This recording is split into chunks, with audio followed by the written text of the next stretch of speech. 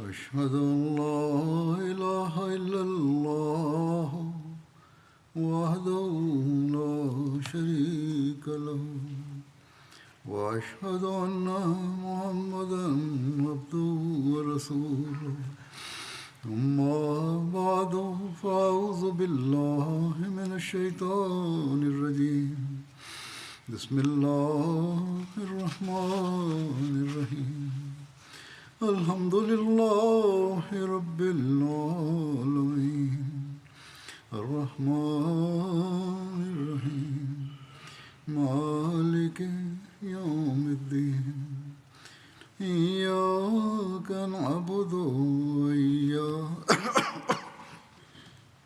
إياك نعبد وإياك نستعين اهدنا الصراط المستقيم صراط الذين أنعمت عليهم غير المغضوب عليهم ولا الضالين.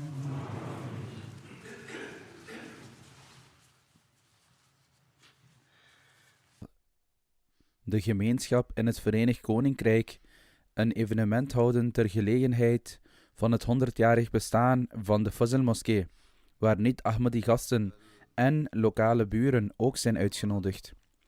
De Fazl-moskee heeft een historische betekenis, omdat het de eerste moskee is van de Ahmadiyya-moslimgemeenschap, die werd gebouwd in het bolwerk van het christendom. En van hieruit werden de ware leringen van de islam op grote schaal aan de mensen gepredikt. Vandaag de dag beweren onze tegenstanders dat de Ahmadiyya-moslimgemeenschap door de Britten gesticht werd. Het is echter verrassend dat door deze zogenaamde plant, die zij hebben geplant, de gebreken van de religie van deze mensen, die in het Westen leven, in hun landen aan het licht worden gebracht. En tegelijkertijd wordt de schoonheid van de islam gepredikt. Bovendien, degenen die deze beschuldigingen uiten, zijn niet in staat om zulke inspanningen te leveren, om op deze manier de leer van de islam te verspreiden. Het is waar dat voor de bouw van de Fazl-moskee in Woking een moskee werd gebouwd. Door de bekende Orientalist G.W. Lightner. Hij ging met pensioen als directeur van het Oriental College in Lahore, keerde terug naar Engeland en bouwde in 1889 een moskee in Woking. Het is een verbazingwekkend toeval dat dit hetzelfde jaar is dat de Ahmadiyya-moslimgemeenschap werd opgericht en wanneer de stichter van de gemeenschap, Hazrat Mirza Ghulam Ahmed, de beloofde Messias, alayhi salatu wassalam, de gemeenschap oprichtte. Daarnaast richtte deze bekende professor ook een instituut voor Oosterse studies op, zodat moslims religieuze kennis konden verwerven en ook konden bidden. Er werd een enorm bedrag gegeven voor de bouw van deze moskee door de heerser van Bhopal, Shah Jahan Begum, en het werd naar haar vernoemd.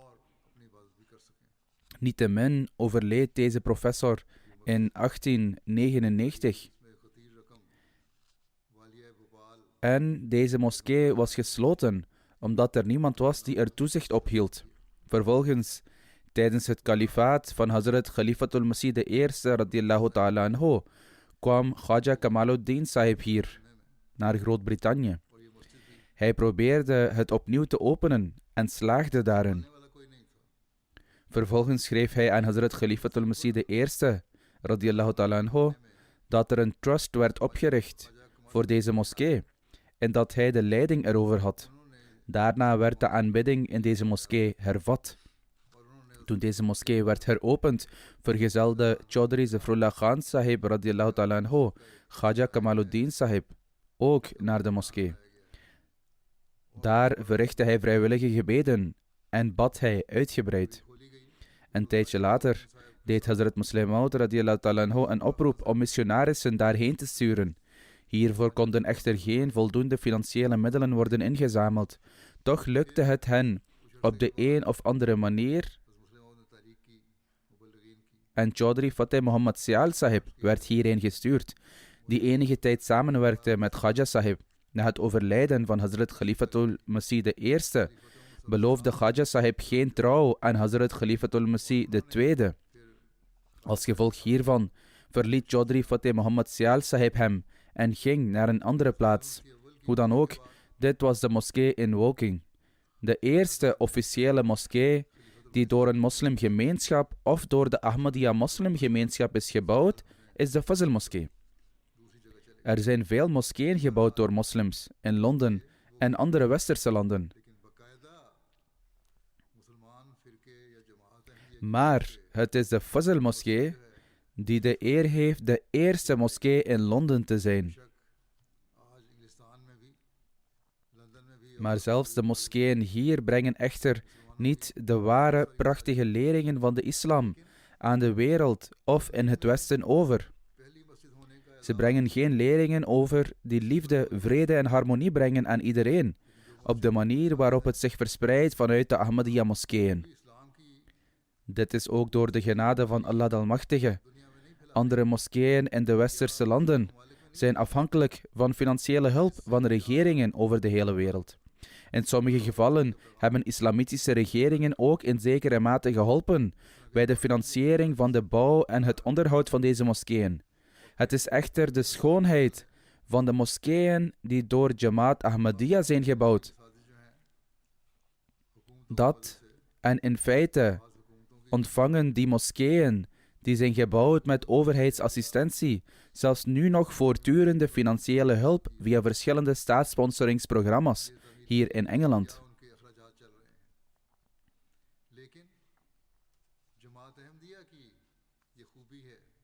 Jamaat Ahmadiyya is echter niet afhankelijk van dergelijke financiering.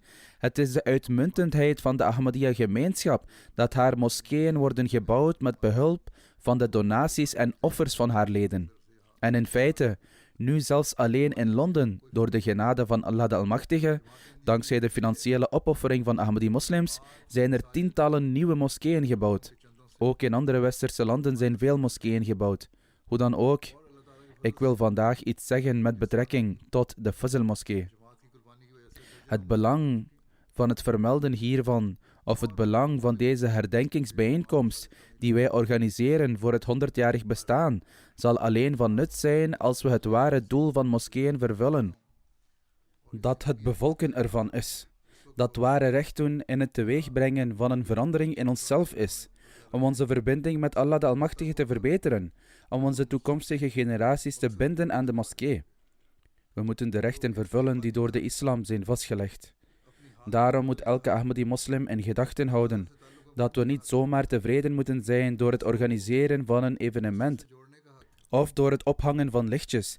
In plaats daarvan moeten we de rechten van deze moskee nakomen, leren over de geschiedenis ervan en zich erop concentreren en vervolgens onze eigen omstandigheden beoordelen. In dit verband, het eerste wat ik wil zeggen is dat de beloofde Messias ﷺ veel heeft gezegd over de verspreiding van de islam in het Westen. Dit is de basis van onze tabligh-inspanningen. Op een keer sprekend over een visioen met betrekking tot de verspreiding van de islam in het Westen, schrijft de beloofde Messias ﷺ: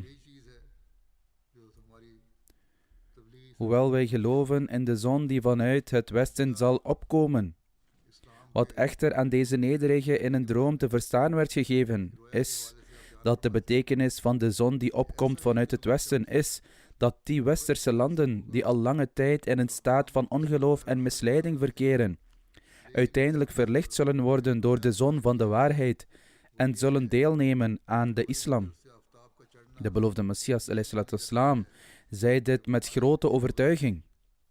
Daarom moeten we altijd hoop hebben dat de islam zich ook in deze landen zal verspreiden. Dan is er nog een profetie van de beloofde Messias ﷺ. Hij zegt: ik zag dat ik op een preekstoel in de stad Londen stond en de waarheid van de islam in de Engelse taal uiteenzette, in een zeer goed onderbouwde toespraak. Daarna heb ik een aantal vogels gevangen, die op kleine bomen zaten en een witte kleur hadden, en hun lichamen leken op de lichamen van patrijzen. Ik interpreteerde dit visioen, dat hoewel ik niet naar dat land zou kunnen reizen, mijn geschriften zullen onder hen worden gepubliceerd, en veel rechtvaardige Engelsen zullen door de waarheid aangetrokken worden. In feite was de verbinding tussen de westerse landen met religieuze waarheden tot nu toe zeer zeldzaam geweest. Het is alsof Allah kennis van religie aan heel Azië heeft gegeven en seculiere kennis aan Europa en Amerika. De keten van het profeetschap bleef ook in Azië, net als de zegeningen van volmaakte heiligheid. Nu wil de Almachtige God deze mensen met zijn goddelijke genade omvatten. Allah de Almachtige wil nu zijn goddelijke genade manifesteren op de bevolking van de westerse landen. Dit is de begeleiding, het verlangen, het gebed en de blijde boodschap van de beloofde Messias, alayhi salatu wassalam. Om deze taak voor te zetten, streeft de Ahmadiyya-gemeenschap in het Verenigd Koninkrijk en de gemeenschap over de hele wereld, inclusief Amerika en andere westerse landen, ernaar de ware boodschap van de islam over te brengen. En de stichting van de Fazl-moskee werd opgericht om juist deze doelstellingen te verwezenlijken. Zoals ik al zei, Khaja Kamaluddin Sahib kwam als eerste naar de Woking moskee, maar na het heengaan van Hazrat Khalifatul Masih de eerste, radiyallahu ta'ala anhu, zwoer hij geen trouw aan het kalifaat. Hierdoor voelde Chaudhry Fateh Muhammad Syal Sahib, die op dat moment bij hem was, zich ongemakkelijk bij het samenwerken met hem. Dus scheidde hij zich van hem af en begon de boodschap van Islam Ahmadiyyat op een andere locatie te propageren en te verkondigen, en werd succesvol dankzij de genade van Allah. We kunnen dus zeggen dat Chaudhry Fateh Muhammad Syal Sahib de eerste was die officieel als missionaris van de Ahmadiyya moslimgemeenschap hierheen kwam. En de eerste vrucht werd door hem ontvangen onder de naam van de heer Koryo, een journalist. Hij werd moslim en daarna werden meer dan een dozijn mensen Ahmadi. Het grootste deel van Chaudhry Sahib's propagatie vond plaats via lezingen. Om de boodschap van de islam te verspreiden, ging hij naar verschillende clubs en verenigingen op verschillende plaatsen en hield toespraken.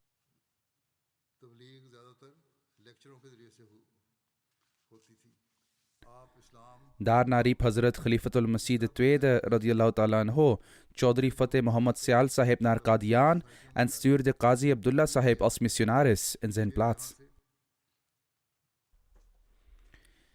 Hij heeft hier een tijdje gewerkt. En Qazi Sahib was ook een metgezel van de beloofde Messias ﷺ. Het was erg moeilijk om hier te werken toen de oorlog uitbrak. Het was buitengewoon moeilijk om de propagatie te doen toen de Eerste Wereldoorlog was begonnen. Toch bleven deze mensen de boodschap overbrengen. Tijdens de dienstperiode van Qazi Sahib, om een permanente plaats voor de missie te hebben, werd er een locatie op Star Street gehuurd. Het is ook vastgelegd in de geschiedenis dat gedurende de tijd dat Qazi Sahib hier was, heeft Hazrat Khalifatul Masih II, radiyallahu ta'ala anhu, ook Hazrat Mufti Muhammad Sadiq Sahib als missionaris gestuurd. Hij woonde hier van januari 1917 tot 1920. In 1919 werd Chaudhry Fateh Muhammad Syal Sahib opnieuw samen met Maulwi Abdurrahim Nayyir Sahib gestuurd. En beiden werkten belangeloos om de boodschap van Ahmadiyyat te verspreiden.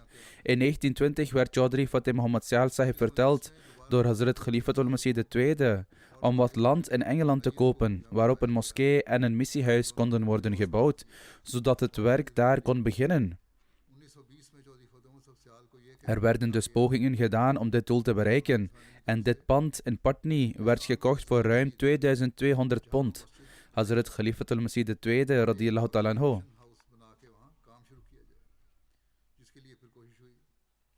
was in Dalhousie toen hij hiervan op de hoogte werd gebracht. Hij hield daar een groot evenement en daar noemde hij het de Fazl-moskee. Vervolgens werd er een oproep gedaan voor donaties, zodat er zoveel mogelijk geld ingezameld kon worden om de moskee te bouwen. Hazrat Chaudhry Fateh Muhammad Syal Sahib kocht dit land van een Joodse persoon. Zoals wij weten, is er nu aan gebouwd. Maar destijds was het een huis met ongeveer 1 hectare grond. Dan vertelt de geschiedenis ons hoe er verdere vooruitgang is geboekt met deze moskee en hoe het gebouwd is. Tijdens de Wembley Conference van 1924 hadden sommige respectabele mensen het idee dat samen met deze wereldlijke conferentie verschillende geloven moeten worden tentoongesteld. Het christelijk geloof aan de kant houdend, waarvan de mensen in het Westen zich goed bewust waren, moet er informatie over andere geloven worden verzameld.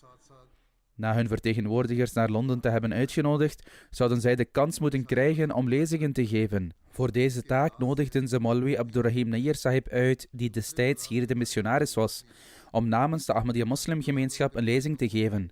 Maulana Nayyir Sahib gaf deze informatie door aan Qadian. Hazrat Khalifatul Masih II radiyallahu ta'ala anhu heeft het goedgekeurd, zeggend dat we een aantal vertegenwoordigers zouden moeten sturen, die de schoonheid van de islam konden laten zien. Tegelijkertijd begon Hazrat Khalifatul Masih II een verhandeling te schrijven, waarin de schoonheden van de islam en de ware leringen werden genoemd. Dit werd uiteindelijk een omvangrijk boek, die hij voor deze lezing schreef, en het is nu gepubliceerd onder de naam Ahmadiyyat, of de ware islam. Daarna werd er een consultatie binnen de gemeenschap belegd, waarin Hazrat Mirza Bashir Ahmed Sahib radiyallahu ta'ala anhu en Hazrat Abdurrahim Sahib Dard voorstelden dat dit zo'n gelegenheid is, waarbij Hazrat Khalifatul Masih zelf aanwezig zou moeten zijn, samen met een paar leden van de gemeenschap, in plaats van dat er een vertegenwoordiger wordt gestuurd. Vervolgens werd het besluit genomen dat Hazrat Khalifatul Masih II zelf naar Engeland zou komen. Na een bezoek aan Damascus, Egypte enzovoort zou hij Europa bereiken en een paar leden meenemen. Onder hen waren Chaudhry Zafrullah Khan Sahib radiyallahu ta'ala anhu en Hazrat Mirza Sharif Ahmed Sahib radiyallahu ta'ala anhu. Hazrat Mirza Sharif Ahmed Sahib en Chaudhry Zafrullah Khan Sahib kwamen op eigen kosten. Ook Hazrat Khalifatul Masih II radiyallahu ta'ala anhu ging op eigen kosten.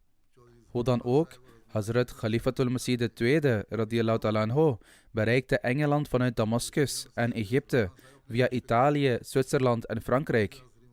Hij kwam hier aan op 22 augustus 1924.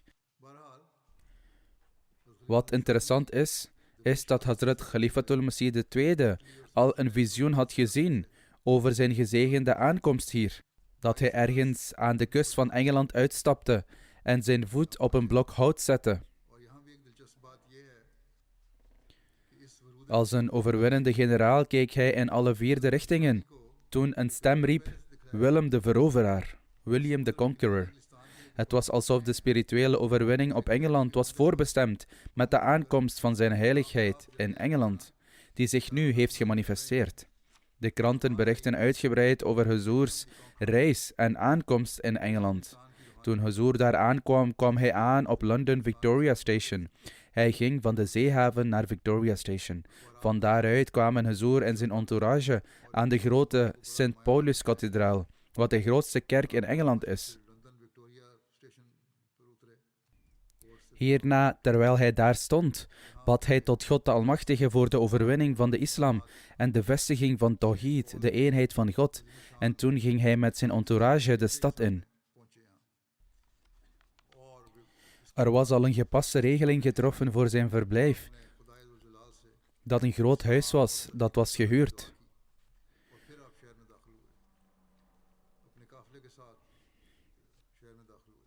Toespraken op verschillende religieuze evenementen, privéontmoetingen, openbare lezingen. En ook in deze tijd werd het nieuws uit Kabul ontvangen betreffende de steniging van Nematullah Khan Sahib Shahid. Deze incidenten brachten veel aandacht tot de Ahmadiyya Jamaat en het werd uitgebreid besproken in veel kranten. Niettemin, na deze gebeurtenissen was de tijd aangebroken voor het leggen van de eerste steen van de moskee. en door de genade van Allah de Almachtige ook deze taak werd op een uitmuntende en impactvolle wijze volbracht. Wat de moskee betreft, het wordt in de geschiedenis genoemd dat zodra de predikingspogingen in Engeland begonnen, had Hazrat Khalifatul Masih II, radiyallahu ta'ala anhu, al de intentie om een moskee te bouwen, omdat het voortdurend verhuizen van de ene naar de andere plaats de effectiviteit van de prediking ernstig belemmerde. Het was noodzakelijk om een hoofdkwartier voor de Jamaat te hebben. Verschillende huizen huren en het verhuizen van de ene naar de andere plaats zorgde niet voor stabiliteit en daardoor werd de impact van de inspanningen verminderd. Hoe dan ook, dit is de reden waarom hij wenste dat er een hoofdkwartier zou moeten zijn. Deze taak leek echter moeilijk te volbrengen en tot 1919 was hiervoor geen praktische oplossing gevonden. Het verzamelen van fondsen, het vinden van land dat zich in Londen bevindt, wat voldoende zou zijn en in een respectabele buurt zou liggen en vrij van wettelijke voorwaarden of beperkingen. Dit was een groot obstakel bij de aankoop van gebouwen en stukken grond in Londen en het bouwen van een gebouw zoals gewenst. Ook aan deze voorwaarden moest worden voldaan. Het allerbelangrijkste was toen om de aandacht van mensen te trekken ten aanzien van de bouw en het beheer ervan. Dit waren dus allemaal verschillende hindernissen op zijn pad, maar God vervulde elke behoefte op de beste manier en met het beste resultaat. De eerste uitdaging was het verwerven van de fondsen. En het werd op deze manier opgelost, dat na het einde van de oorlog er een tijd kwam dat de waarde van het Britse pond begon te dalen. Toen de waarde van het pond aanzienlijk daalde, werd Hazrat Khalifatul Masih II in zijn hart sterk geïnspireerd om van deze gelegenheid gebruik te maken. En hij begreep dat dit moment waardevol was. Op 6 januari 1920, terwijl hij terugkwam nadat hij het Zohar-gebed had geleid, op dat moment waren enkele laatkomers hun gebeden aan het verrichten in de moskee, waardoor de weg geblokkeerd werd. Dus hij bleef daar staan en ging zitten. Na daar te zitten, gaf hij de Nazir Baitul Mal, de minister van Financiën, instructies om onmiddellijk een lening van 14.000 of 15.000 roepies te nemen en het naar Engeland te sturen. En omdat de wisselkoers daalde, kon een aanzienlijk aantal ponden worden verkregen door roepies te wisselen. Toen Hazrat Khalifatul Masih II, radiyallahu ta'ala anhu, hierna naar huis terugkeerde, maakte hij dit plan af.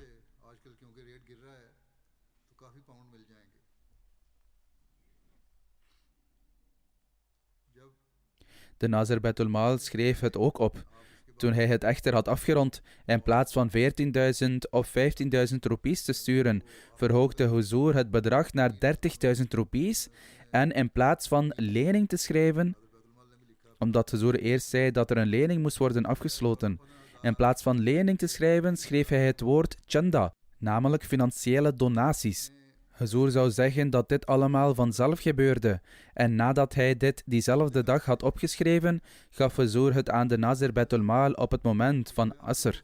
En gaf opdracht dat de mensen na het Maghribgebed voor dit doel bijeen moesten komen. Er was weinig ruimte in de Mubarak moskee en er was al heel weinig tijd om de aankondiging te doen. Maar ondanks dit werden er 6.000 roepies verzameld, als reactie op de aankondiging van Huzoor. De volgende dag werd dit plan aan de vrouwen bekendgemaakt. En opnieuw die dag, tijdens het Asrgebed, werd er nog een oproep gedaan aan de mannen in de Aqsa-moskee. En tenslotte op 9 januari 1920 werd een officiële aankondiging gedaan tijdens de vrijdagpreek. Voor 10 of 12 januari werd 12.000 roepies chanda opgehaald uit alleen Qadian. En deze arme jamaat van het volk van Qadian offerde veel om deze chanda te verzamelen. Huzoor zei, het was niet mogelijk voor zo'n arme jamaat om zulke grote financiële bijdragen te leveren zonder speciale goddelijke hulp. En ik geloof dat de speciale zegeningen van Allah de Almachtige destijds waren betrokken bij het leveren van financiële bijdragen. Hij zei, het was een lust voor het oog om de ijver en opwinding van de mensen te zien. Het kan alleen echt worden beoordeeld door degenen die het met eigen ogen hebben gezien. Iedere man en vrouw bood een financiële bijdrage, terwijl hij of zij vervuld was van een passie voor opoffering. Een kind, de zoon van een arme en hardwerkende man, zei, ik heb 13,5 roepies bespaard. In die tijd had 13,5 roepies enige waarde en met de gedaalde wisselkoers zou het 1 pond of 1,5 geweest zijn. Hoe dan ook, hij zei, ik heb 13,5 roepies gespaard die ik als financiële bijdrage stuur. Hazrat Musleh Maud zegt, ik weet niet wat de ambities van de jongen waren, waarvoor hij dat geld spaarde. Maar niet alleen bracht zijn passie voor het geloof hem ertoe zijn geld op te offeren, hij heeft ook zijn ambities opgeofferd. Hoe dan ook, steeds meer mensen bleven deelnemen aan dit offer. Toen deed Hazrat Khalifatul Masih II, radiyallahu ta'ala anhu, ook een beroep naar andere gebieden zoals Gurdaspur, Lahore en andere plaatsen. En de overtuiging was dat het doel van 30.000 roepies door deze 3 districten zou worden vervuld. Daarna zei hij, ik was bezorgd dat andere jamaats zouden klagen en dus breidde ik dit uit en verhoogde ik het bedrag ook naar 100.000 roepies, zodat meer mensen deel kunnen hebben aan de zegeningen. In feite schreef iemand aan Hazrat Musleh Maud radiyallahu anhu het volgende: bid dat God de Almachtige mij succes schenkt in mijn bedrijf. In ruil hiervoor zal ik de volledige kosten voor de bouw van een moskee in Engeland dekken. Hazrat Khalifatul Masih II zei, ik heb hiervoor geen toestemming gegeven, omdat ik anderen niet van de kans wilde beroven.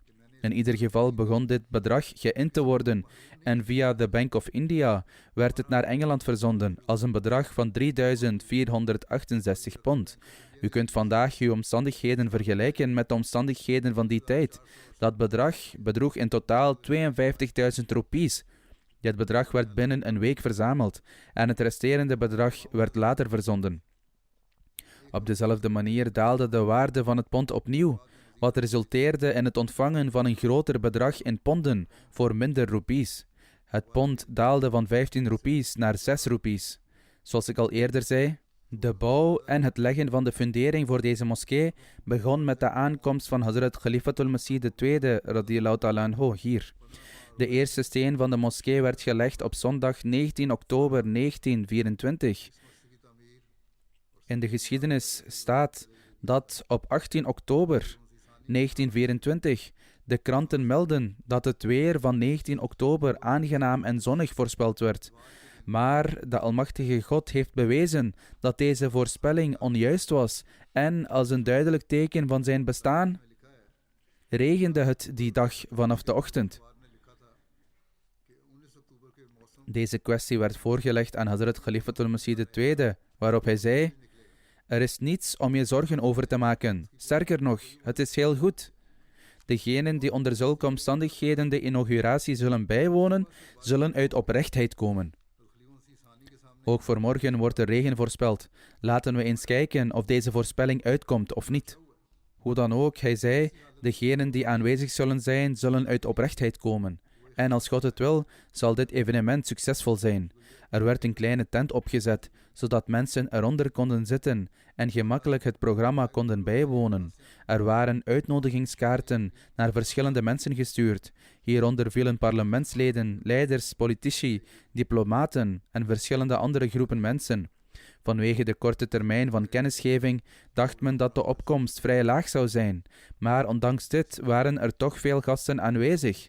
Er waren vertegenwoordigers uit verschillende landen en dit evenement was in alle opzichten een succes. Tijdens het evenement stond Hazrat Khalifatul Masih II radiyallahu ta'ala anhu bij de plaats waar de eerste steen gelegd moest worden. Op dat moment reciteerde Hafiz Roshan Ali Sahib 2 hoofdstukken uit de Heilige Koran, Surah Al-Layl en Surah Al-Ala. Hierna hield Hazrat Khalifatul Masih II een toespraak. Hij zei, we zijn hier vandaag bijeengekomen voor een evenement dat op zichzelf uniek is. Het is het leggen van de eerste steen van een gebouw, opgericht om dat wezen te herdenken dat de schepper is van alles. En om uitdrukking te geven aan onze gevoelens van toewijding en aanbidding voor hem. Als we daarheen gaan, worden we allemaal verenigd, ongeacht het land of de regering waar we vandaan komen of de taal die we spreken. Wanneer wij in zijn aanwezigheid staan, die het middelpunt van alles is, vergeten we alle onderscheidingen in leeftijd, rang, kleur, oost of west. Want hoe dichter men bij dat wezen komt, hoe kleiner de verschillen worden en de eenheid groter wordt. We zijn hier vandaag bijeengekomen om de fundering te leggen voor een gebouw, wat een teken is van eenheid en harmonie. Het verzekert ons van het feit dat onze bron en onze plaats van terugkeer dezelfde zijn en dat we niet met elkaar moeten vechten of problemen moeten veroorzaken, gewoon vanwege enkele onderlinge verschillen. Hij vervolgde: er zijn altijd verschillen geweest in de wereld en daar is niets mis mee. In feite is het een goede zaak, zoals de heilige profeet sallallahu alaihi wasallam heeft gezegd, dat verschillen een teken van genade zijn en niet schadelijk zijn. Wat schadelijk is, is intolerantie. Dat er verschillen ontstaan die vervolgens tot intolerantie leiden. Met andere woorden, wanneer iemands eigen verlangen de grenzen van eenheid overstijgt, wanneer iedereen erop staat dat er overeenstemming moet zijn over hun mening. Het kan niet zo zijn dat er altijd alleen maar overeenstemming is en nooit enige oneenigheid. In feite zijn verschillen een teken van vooruitgang. Als dit door de mens wordt aangenomen, komt succes binnen bereik. Hij zei ook: de mens moet tolerant zijn.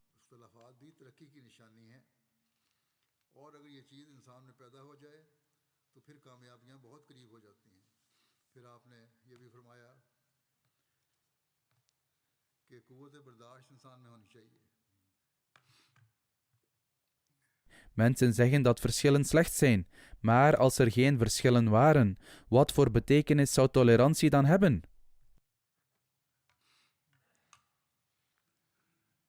Tolerantie kan alleen worden uitgeoefend als er verschillen zijn.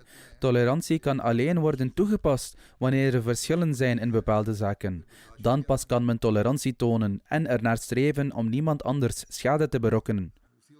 Dit is iets wat altijd in gedachten gehouden moet worden. Hij verklaarde verder: wat de wereld nodig heeft, is tolerantie. Wat betekent dat mensen met liefde moeten leven, ondanks hun verschillen in overtuigingen en principes. Zeker, iedereen heeft het recht om anderen te roepen naar wat zij geloven dat goed voor hen is, want zonder het verspreiden van leringen kan kennis niet toenemen. Maar wat niemand het recht heeft te doen, is een poging om iemands spraak of daden te veranderen, voordat ze hun hart veranderen. Of hen schade berokkenen, enkel en alleen vanwege meningsverschillen. Dit is fout. Iemand dwingen zijn woorden of daden te veranderen is onrechtvaardig. Het hart moet eerst veranderen. Als er geweld wordt gebruikt, is het fout. Hij verklaarde verder: een moskee wordt gebouwd om deze geest te bevorderen. En de islam heeft moskeeën het huis van Allah genoemd, wat betekent dat het een huis is waar geen mens het recht heeft iemand uit te sluiten vanwege verschillen of hen schade te berokkenen, want het is niet hun huis, maar dat van God. De Pakistaanse geestelijken geloven echter vandaag de dag dat het hun recht is om te doen wat ze willen, en Ahmadis mogen moskeeën niet meer betreden. Hoe dan ook, hij zei verder: dit is niet het huis van een persoon, maar het huis van God. De God van de vijand en die van henzelf is dezelfde. In de heilige Koran zegt Allah: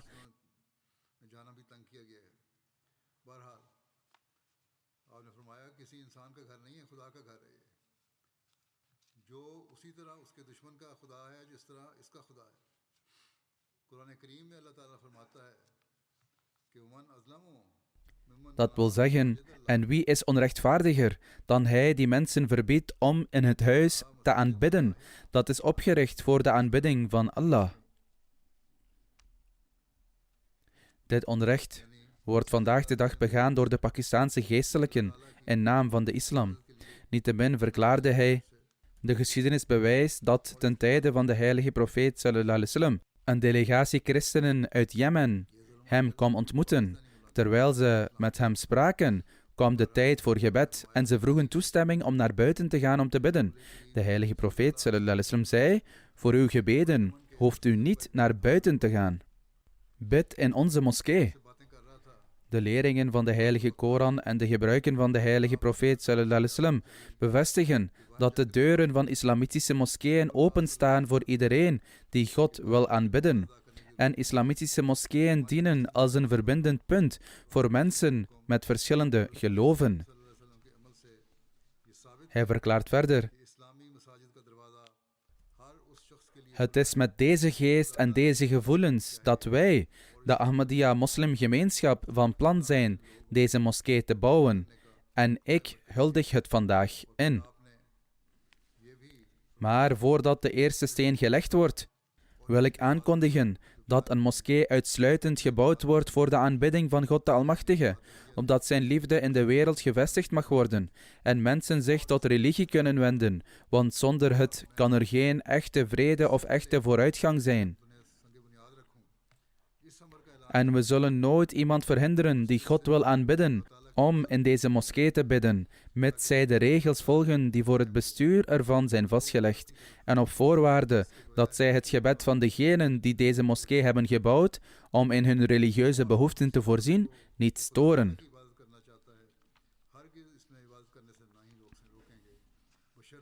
Ik geloof er stellig in dat de geest van tolerantie, die uit deze moskee zal voortkomen, zal helpen oneenigheid te elimineren en vrede te vestigen. En spoedig zal de tijd komen dat mensen de oorlog en de strijd zullen opgeven en zullen samenleven in liefde en harmonie. De hele wereld zal herkennen dat aangezien de hele mensheid door dezelfde God is geschapen, zij met nog meer liefde en genegenheid moeten leven dan broers en zussen. In plaats van elkaars vooruitgang te belemmeren, zouden ze elkaar moeten helpen vooruit te komen. Zoals een vader het niet leuk vindt dat zijn kinderen onderling ruzie maken, op dezelfde manier houdt God er niet van dat zijn schepping in wederzijds conflict en oorlogvoering verwikkeld zou zijn. Hij verklaarde verder: veel oorlogen worden veroorzaakt doordat mensen ver van God verwijderd zijn. Dit is de reden waarom Allah de Almachtige de beloofde Messias, ﷺ, de oprichter van de Ahmadiyya moslimgemeenschap, heeft gezonden. Deze oorlogen ontstaan door vervreemding van God.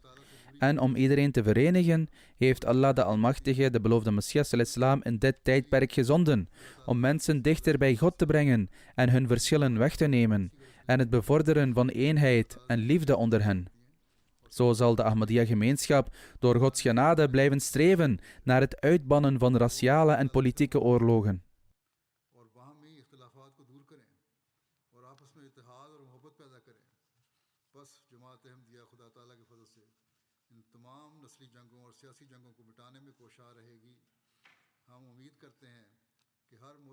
Wij hopen dat de deugdzame mensen van verschillende religies in elk land ons zullen steunen in deze inspanningen om vrede te bewerkstelligen. En inderdaad, de tekenen hiervan zijn al zichtbaar. Hij verklaarde dat er op dat moment verschillende mensen aanwezig waren. En de aanwezigheid van eervolle personen uit verschillende landen laat zien dat we samenkomen. Zelfs vandaag de dag, 100 jaar later, door de genade van Allah de Almachtige, zien we dat veel mensen van verschillende naties en religies zeggen dat wanneer zij naar de Ahmadiyya-gemeenschap komen, ze zich allemaal verenigd voelen.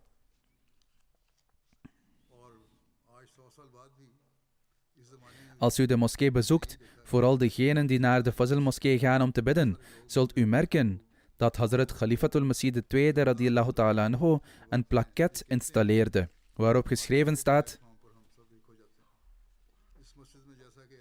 ik, Mirza Bashiruddin Mahmoud Ahmed, Khalifatul Masih II, hoofd van de Ahmadiyya-gemeenschap, die haar hoofdkantoor heeft in Qadian, Punjab, India, leg vandaag, de 20e Rabiul Awal, 1343 Hijra, de eerste steen van deze moskee, om het welbehagen van God te zoeken, opdat zijn naam in Engeland verheerlijkt wordt en de mensen van dit land ook deel mogen hebben aan de zegeningen die ons zijn verleend. Ik bid tot God dat Hij deze nederige en oprechte poging zal accepteren van alle leden van de Ahmadiyya-gemeenschap, zowel mannen als vrouwen, en dat Hij middelen mag verschaffen voor de groeiende welvaart van deze moskee, en moge Hij het voor altijd en eeuwig een centrum maken voor de verspreiding van de visies van zuiverheid, vroomheid, rechtvaardigheid en liefde. En mogen deze plek een zon van spiritueel licht blijken te zijn die uitstraalt in dit land en in alle landen, rond de gezegende stralen van het hemelse licht van de heilige profeet Mohammed sallallahu alaihi wasallam, de uitverkorene van God en het zegel van de profeten, en van Ahmed, de beloofde Messias alaihi salam, de profeet van God, de ondergeschikte en de weerspiegeling van Mohammed. Mogen vrede en de zegeningen van God met hen beiden zijn. Amen. 1924. Dit is de volledige inscriptie die u daar kunt lezen. Met de genade van Allah en gebeden werd de eerste steen van deze moskee gelegd. Veel kranten publiceerden dit nieuws uitgebreid. Ze publiceerden verschillende fragmenten uit de toespraak van Hazrat Musleh Maud radiyallahu anhu en prijsden het werk van de Jamaat. Enkele van de punten die ik heb genoemd waren een samenvatting van de toespraak van Hazrat Musleh Maud radiyallahu anhu. Er zijn nog meer details. Wie het volledige verslag wil lezen, kan dat doen. 2 jaar later was de moskee voltooid en ingehuldigd in 1926. Prins Shah Faisal zou de moskee inwijden en kreeg van zijn vader de opdracht om aanwezig te zijn. Hij had toestemming gekregen om te komen. Echter, als gevolg van de reactie van de moslims, hield de koning hem tegen. Vervolgens werd de moskee geopend door Sheikh Abdul Qadir Sahib. Hij maakte duidelijk dat hij geen Ahmadi was, maar ondanks dit zei hij dat we de islam moeten dienen en door onze verschillen opzij te zetten, moeten wij elkaar hierbij helpen. Hoe dan ook, het is te danken aan zijn moed en openhartigheid dat hij dit zei. Mogen Allah de Almachtige hem hiervoor belonen. Dit was dus een korte geschiedenis van de Fazl-moskee. En het eigenlijke doel van de bouw van deze moskee was om de boodschap van de islam in het Westen te verspreiden. Vandaag de dag, zoals ik al eerder zei, herdenken wij 100 jaar van het bestaan ervan. Maar deze viering heeft geen wereldlijk doel. In plaats daarvan heb ik het uitgelegd vanuit de uitspraken van Hazrat Musleh Maud en de geschriften van de beloofde Messias salam, dat deze moskee is gebouwd zodat mensen samen kunnen komen om de ene God te aanbidden en ook elkaars rechten te vervullen, om spiritueel te verbeteren en uit te blinken in het aannemen van uitstekende normen en waarden. In dit tijdperk waarin mensen God verlaten, neemt het belang van de moskee nog meer toe dan voorheen.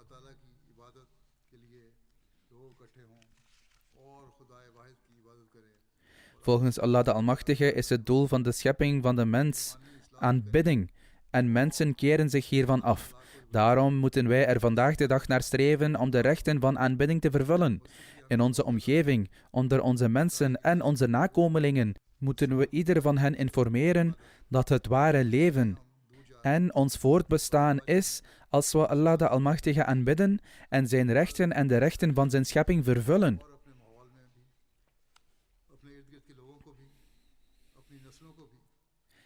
En als wij zijn bevelen opvolgen. Alleen dan kunnen we vrede, rust en harmonie in de wereld creëren. Alleen dan kunnen we er met succes voor zorgen dat deze wereld vooruit gaat in vrede, rust en harmonie. En kunnen wij ons leven leiden. Anders is er niets anders dan vechten en wanorde, dat we vandaag de dag om ons heen zien. Daarom moet iedere Ahmadi dit doel voor ogen houden. De heilige profeet sallallahu alaihi wasallam zei dat men voor anderen moet willen wat men voor zichzelf wil. Daarom, in het licht van deze leer, is het de plicht van elke Ahmadi om de wereld te informeren over de leringen van de islam, die vol vrede, liefde en genegenheid zijn. Het is een boodschap die vrede en harmonie bevat. We moeten de wereld informeren en hen laten begrijpen dat dit de enige garantie is voor het voortbestaan van de mens. Er is niets anders dat toekomstige nakomelingen kan redden van vernietiging en het vallen in de afgrond van de ondergang. Het is geen vergezocht idee dat deze oorlogen ertoe zullen leiden dat toekomstige generaties met beperkingen geboren worden, gehandicapt zijn en complicaties ondervinden. Het is noodzakelijk om mensen ook hierover te waarschuwen. Mogen Allah de Almachtige iedereen het vermogen schenken om de rechten van deze moskee en elke andere moskee te vervullen. Het zou niet alleen deze moskee moeten zijn, maar elke Ahmadi zou ervoor moeten zorgen dat elke moskee vol blijft met gelovigen en dat wij ernaar streven om de rechten ervan te vervullen.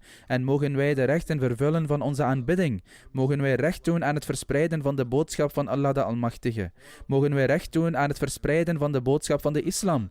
Mogen wij die ware moslims worden waarvoor Allah de Almachtige, de heilige profeet sallallahu alaihi wasallam en in dit tijdperk zijn ware dienaar zond, zodat de heropleving van de islam kan beginnen en om de heerschappij van de islam en de ene God op aarde te vestigen, zodat de vlag van de heilige profeet sallallahu alaihi wasallam in de wereld gehezen zou worden.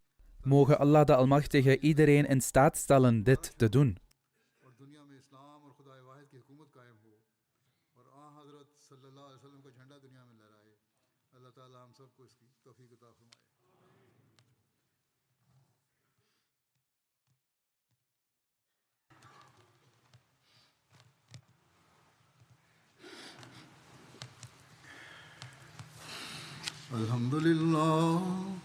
الحمد لله نحمده ونستعينه ونستغفره ونؤمن به ونتوكل عليه ونعوذ بالله من شرور أنفسنا ومن سيئات أعمالنا من يهده الله فلا مضل له ومن يضلل فلا هادي له